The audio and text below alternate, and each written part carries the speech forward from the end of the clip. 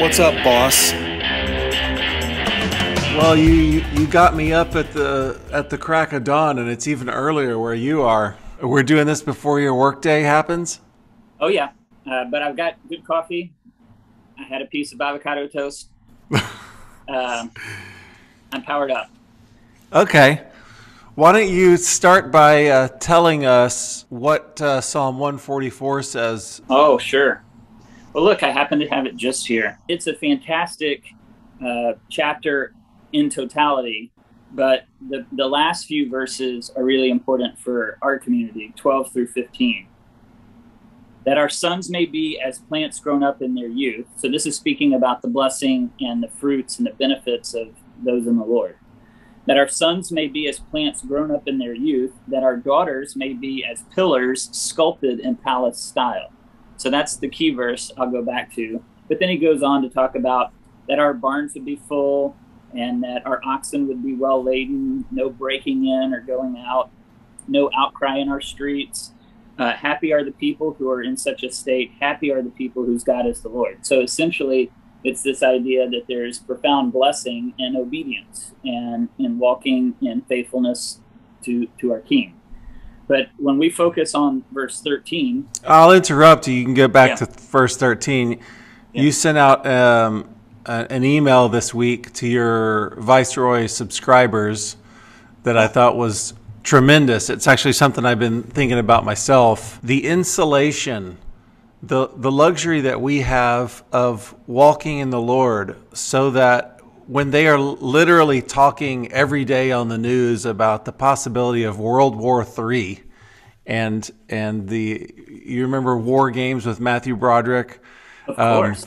thermonuclear war.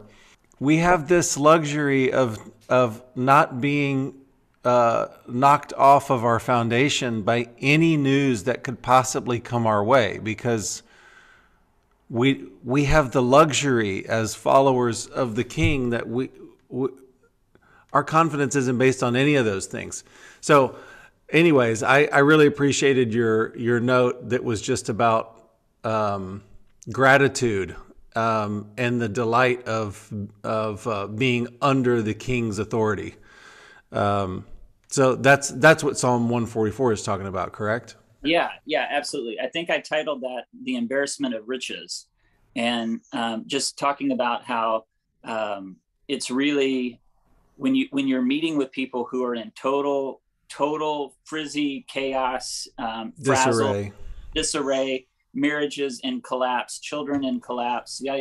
I mean, you go on, and they're talking about how riddled they are with anxieties, etc. Then it feels awkward. And I think that was kind of the point of the email was I kind of sometimes feel awkward to go, I mean, it doesn't have to be this way. You can establish yourself and by falling upon upon the Lord. And there will be a breaking, a shattering in your life, but it will mean that you're built upon the Lord and he does not move. And I'm having conversations with people all the time where I'm like, just go back to the Lord. If you'll just bolt down to the Lord, then it solves a lot of stuff. I'm not saying that your life is without pain or struggle or hardship. I'm saying you're bolted to better stuff. Yes. So anyway, So here I am, Psalm 144, verse 12. I just want to reread that one verse because it pertains to this coming of age event that we just had. That our sons may be as plants grown up in their youth, and that our daughters may be as pillars sculpted in palace style. Basically, the idea is that we want sons prematurely mature. And that really does cut across the grain of our culture and a society that wants to elongate and extend the period of adolescence as long as possible. I'm interested in my sons coming into maturity way before everybody else in their peer set. I want them like acquiring more responsibility. I want them thinking with longer vision. I want them understanding self-discipline.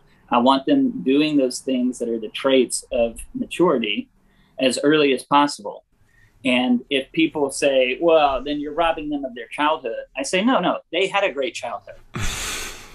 They had a great childhood, but at our designation point of 13, which I can get into later, there's a transition. And really that's what the entire event is about crossing a threshold and moving into a new season, both in their minds so that they get that really like sorted, like, oh, I am not that anymore. I am this. And this comes with a lot more freedoms and responsibilities. And so the idea of being prematurely mature is really precious to us. And it's a thing that we talk about in our community all the time. Now, it's interesting because that's not necessarily the command given or hope of daughters, which is different. It says that that our daughters may be as pillars sculpted in palace style. And I love that because it's a much better understanding of what a powerful young woman looks like than whatever Hollywood throws up as Wonder Woman. Right? Yeah. So it's not about this dynamic version of a male. It's about a grace, an elegance, a beauty, a quiet strength, because a pillar, it serves an architectural purpose. And it is to both decorate and beautify and establish whatever overhangs it in the architecture. And that means that she's installed in a household, like in a palace household, and brings glory to the household. Well, what I want for my daughters is that they are quiet of spirit, that they are resolved, that they are stable emotionally, that they have a defined identity, a chiseled identity in the Lord, and that they're able to stand and bring beauty and glory to everything around it. The thought that I have about the pillars is, as you mentioned, elegance and stateliness, but the primary thing for a pillar is that it's shouldering huge responsibility. And it seems like that verse as a description of a young woman is a great setup for the Proverbs 31 picture, where she is shouldering a lot of responsibility and making a household run, an oikos run. But a young woman is learning how to shoulder that responsibility and not daunted by the prospect of developing into this Proverbs 31 woman. That's right. And it's a real period of training, if you think about it like that. Like she's coming into a season where she's learning how to do all of the things that will be required of her. I mean, the Proverbs 31 woman is impressive in every regard, but you know that she got there through faithful training of older women. Yeah, that's right. I was thinking about this when I was brushing my teeth this morning, that I want to be careful. We didn't do, by the way, we've had 4 of these bar mitzvah, bat mitzvah parties, these coming of age events. We've done 4, and I want to be careful that I don't frame them as being against culture. I frame them for being for the culture that I'm building into my household and into our community. So it's less reactive against big, nasty culture like the sea, the wind and the waves and the chaos of our moment. And it's more about what is it that I can proactively build in, because, you know, as a young man, and Stephen, you remember me back then, nobody told me what I was supposed to be doing. And nobody's been telling these young guys what they're supposed to be doing or building. Yeah. They don't have a clue. And I'm talking about people who are raised up in faithful households, in churches, whatever. The foundation pillars are rickety at best, and they really don't know what it is that their life is supposed to be spent for, or what they should be building. So to me, most of my life up until having kids was about, I wouldn't say it this way then, but essentially as living my best life now. And it's very self-absorbed. And when you're a 20-year-old kid, of course that would be true. You have the most freedom with the least responsibility that you'll ever have in your whole life. Yeah. And so why not, let's light the fuse and let's get after it. Let's have fun. But so I don't fault a college kid for being immature. But when I look at how do I get kids further down the road than what is swirling around them, I'm thinking I've got to impart identity quickly. They need to have an identity uh, so bolted into their soul that when their peer set turns around and starts telling them, "Oh, you're this, you're like this," that it's too late. It's too late. You're all full up. The cup is already full. You can't add more of what it is you want my son or my daughter to be, because that's already full. So that impartation of identity is huge. The idea that their life is not their own. So it's essential, basic discipleship, which is my life isn't my own, and it's under the authority of the master. And so however I live, whatever choices I make, all of that is in worship and honor to the Lord. And the third thing that's really important during this time of transition is that they are really connected deeply into thick community. So that's been one of the most fun components of all this, because when we started this 5 years ago with my first son, when he turned 13, nobody handed me a script. I didn't have a downloadable PDF. I didn't have anything to go off of. I was really flying blind. There were some resources that I had picked up. I think I had conversations with you, probably with Jeremy Pryor, probably with some other people, that I was getting some ideas, some fodder. But 5 years ago, when we jumped into it, it was a blank slate. And so we just kind of did things that made sense to us. And one of the coolest components was that everybody in our faith community brought a gift that was a prophetic, symbolic gift about who this kid is, or something prophetic about who they are crafted to be and where they're going. And there was a time at the end where the men of the community called the son up and out and welcomed him into into manhood. And it was really powerful. It was powerful because what it did is established in Liam's mind, Dad's not the only guy that I can go to. And it's really important that there's other men that aren't my dad, because when I lock horns with Dad, I need to be able to go talk to somebody. And so it was tremendous. And the same thing happens for girls. I mean, the women get around and they have a time of blessing and welcoming into womanhood. First of all, I know it's not a reaction to it's not reactive to anything going on in pop culture, because this little thing that you're entering into has been going on for thousands of years. It's a tradition that isn't described in Scripture, this coming of age event, this party thing.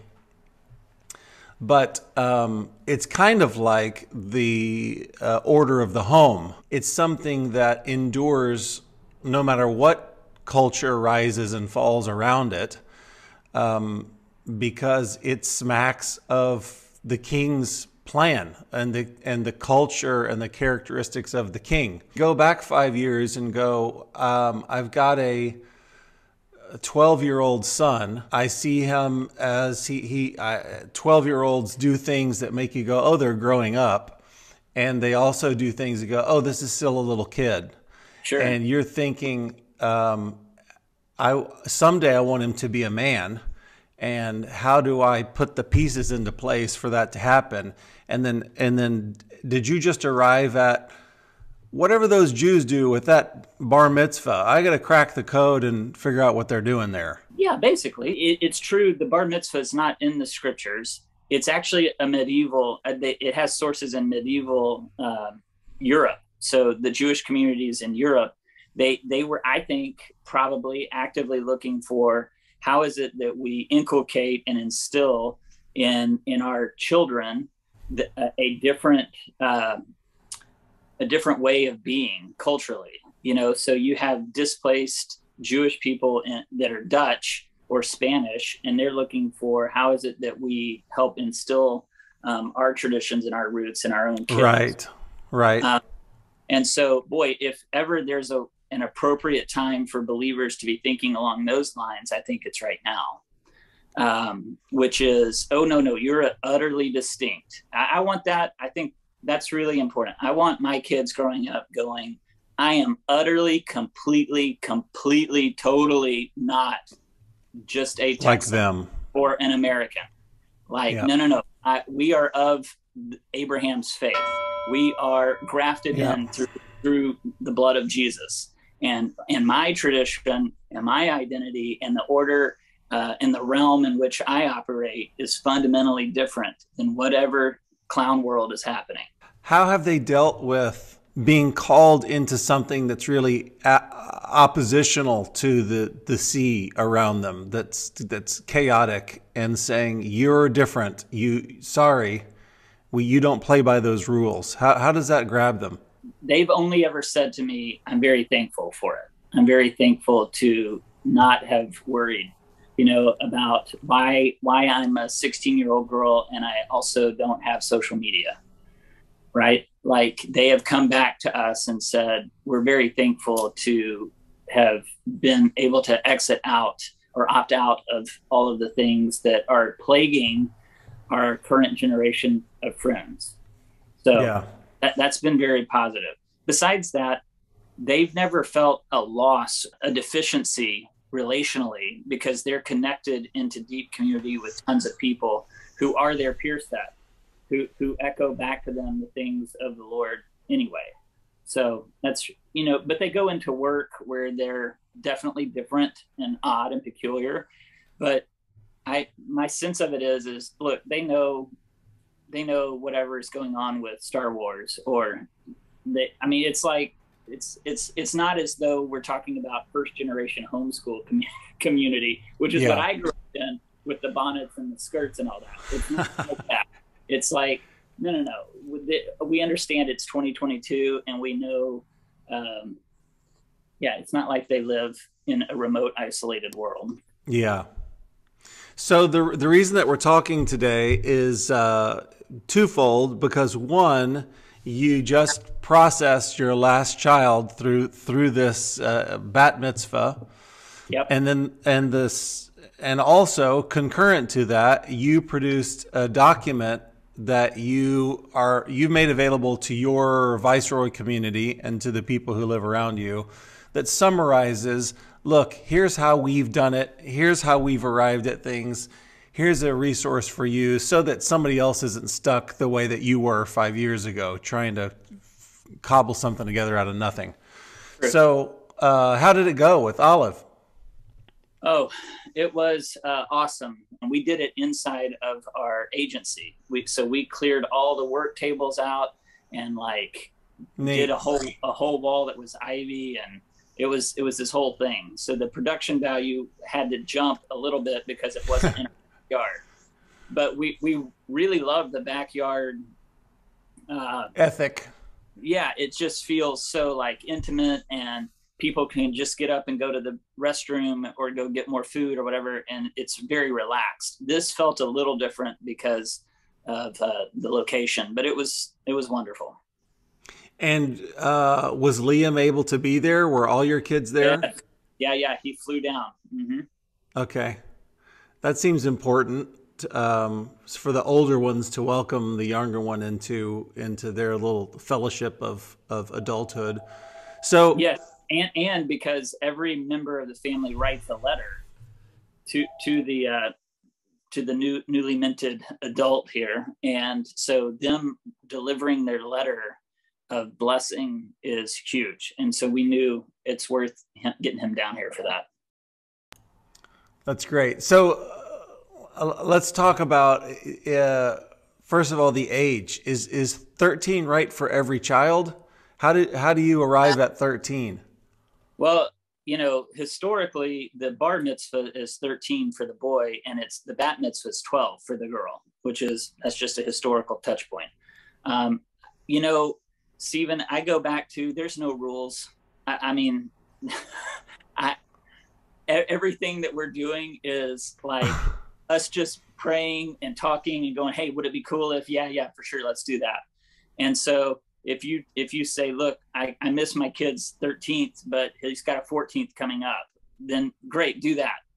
I just think it is a nice interval marker, because it seems like, girls do mature slightly earlier than boys, but it's this real critical time where they're learning how to put away Legos, right? Symbolically, they're putting away some Legos, right, and they're turning to actual responsibilities and disciplines Right. and those sorts of things. So it is kind of a sweet spot in their development, I think.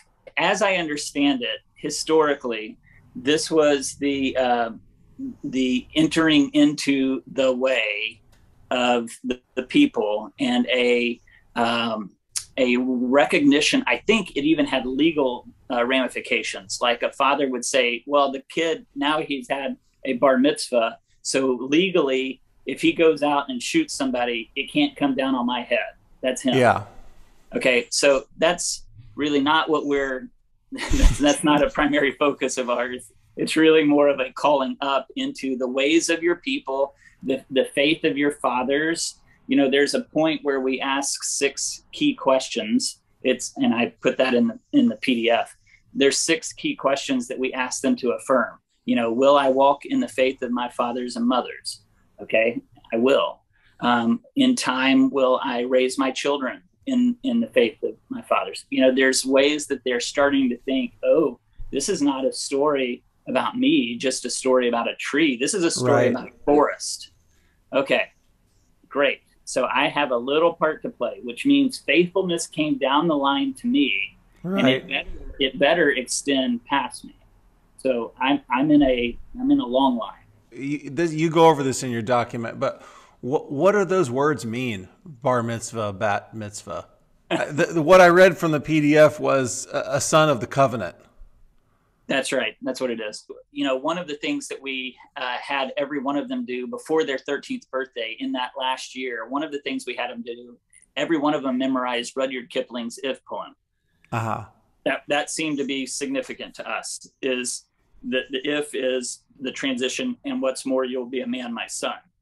And so we just started talking through, what does that mean? What does that mean? And you recommend walking through a whole group of discussions with this child leading up to that event, right? Yeah. Walking through sexuality, walking through your relationship to parents, and just going like, we are slowly pushing this across the table to you. You are going to be taking this on.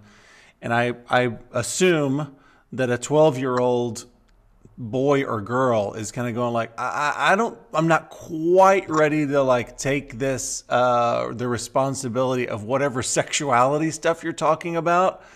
But you have said this before, you want to be the first to market on that. You want to have established these things so that when the world brings them to your kids, there's already something that the world is having to react against, not you reacting against as a parent.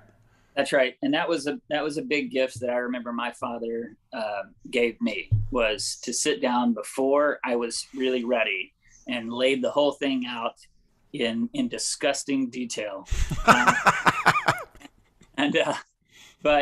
But I was thankful for it, because then when you're in the locker room and you hear things, you mentally can just go moron, like doesn't know whatever just came out of his mouth. Yeah, I mean, but there's a lot of things that we preemptively get into and have discussions about, and probably the younger kids were at a distinct advantage because they had seen Liam go through. Right. Now, I will tell you, it activated in him some misunderstandings early about, well, now I'm a man, and there was a little awkwardness, like the first week or so after his bar mitzvah, where I had to be like, okay, have a seat. You crossed a threshold into manhood where you are learning manhood. You don't, you're not my equal. Right. After this event takes place, do you treat your children differently? Do they act differently? What are the transitions that you have to go through as a family? Yeah, that's a great question. It totally does. There is a shift in their thinking, and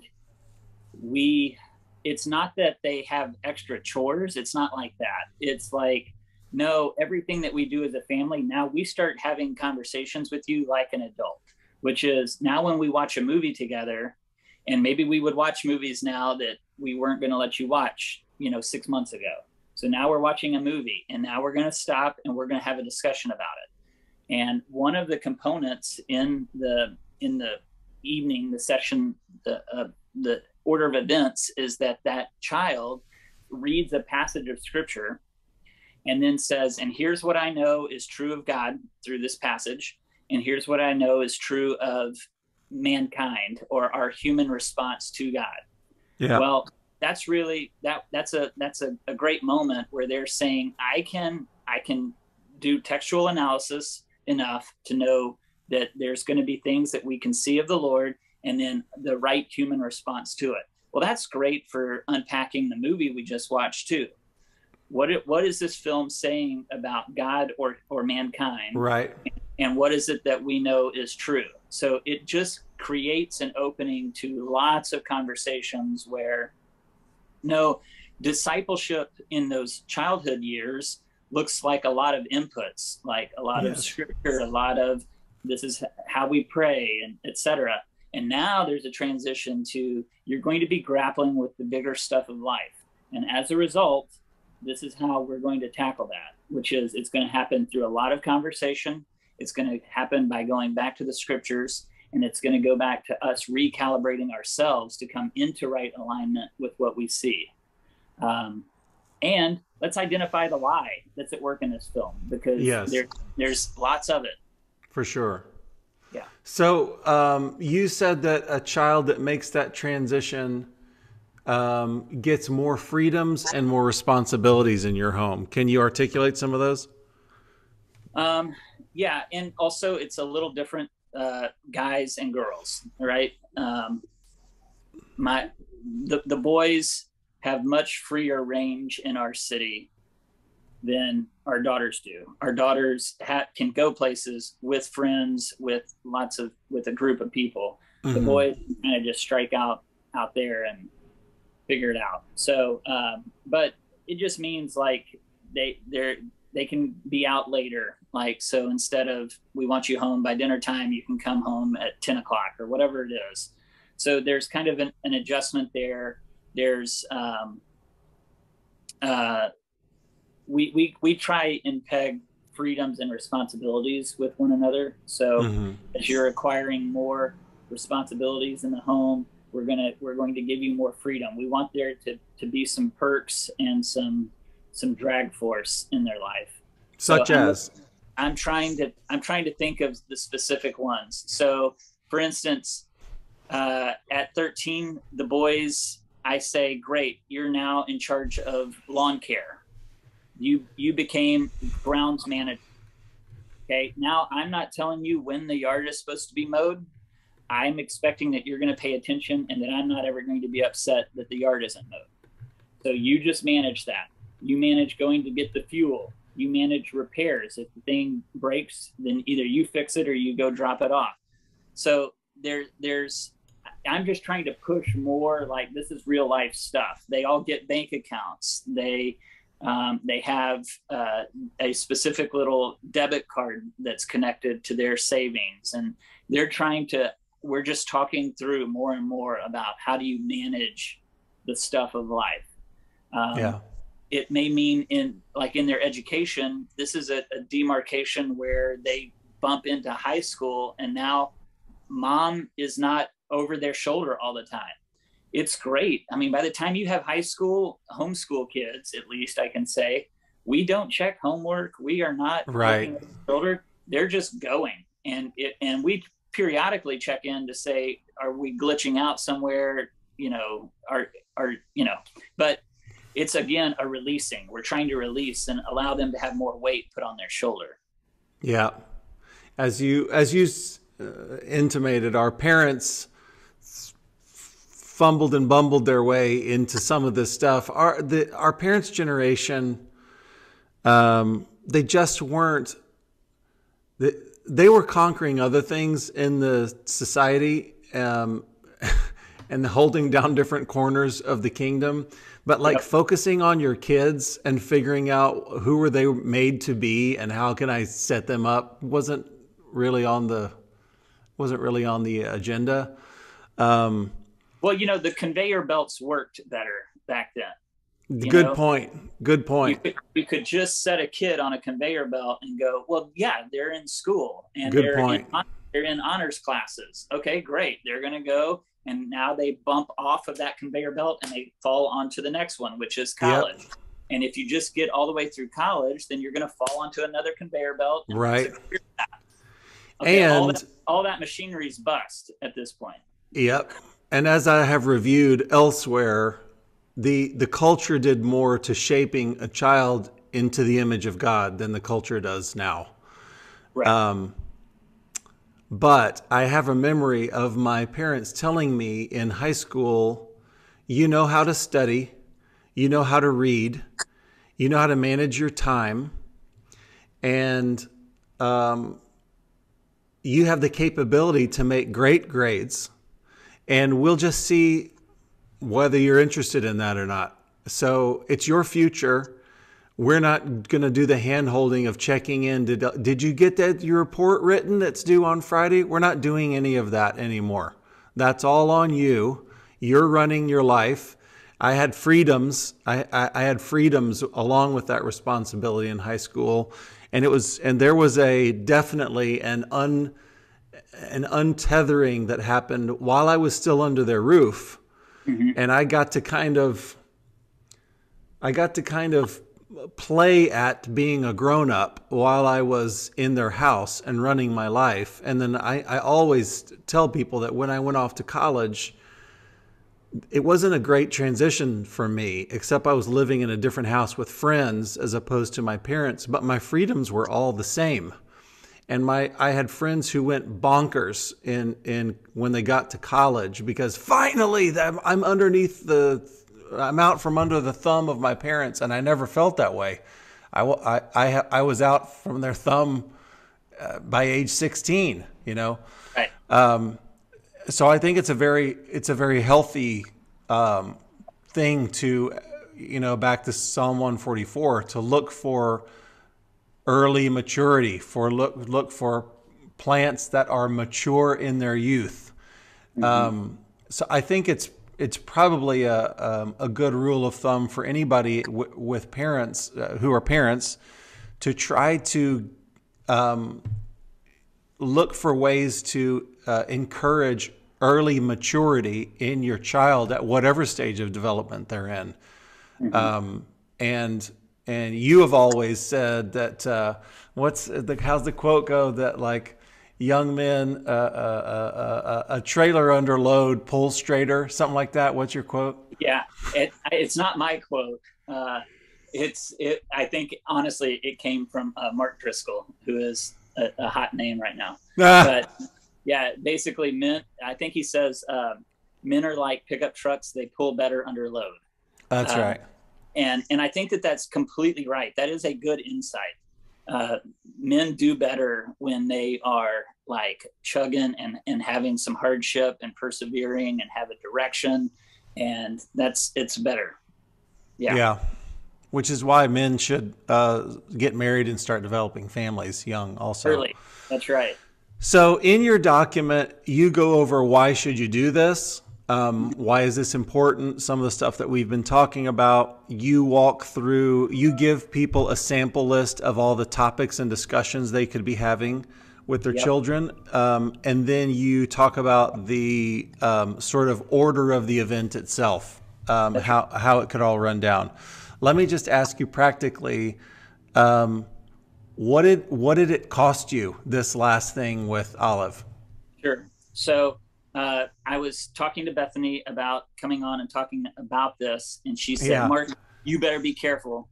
She said, do not let anybody think that this is about the glory of the production versus the power of the moment. She said, make sure everybody knows that no matter what your budget is, it's totally fine. Do whatever you can manage. If you're eating on paper plates and got fried chicken, that's not the key. Oh, fried chicken's delicious. Yes. The Colonel. But her point is that the doing of the thing and the magnitude of the moment and the impartation, and then the coming together with your community so that they all know that they have a part to play in the formation of this young man or woman. That's the key. That's the good stuff. So this past one, because we had to do it off location and not at our house, was the most expensive one we've ever done. And I think it came in at just under $2,000. Okay. By the time you do $600 worth of food and you've got decorations, sure. I mean, it was, you know, because of your industry, what events can swell to. Sure.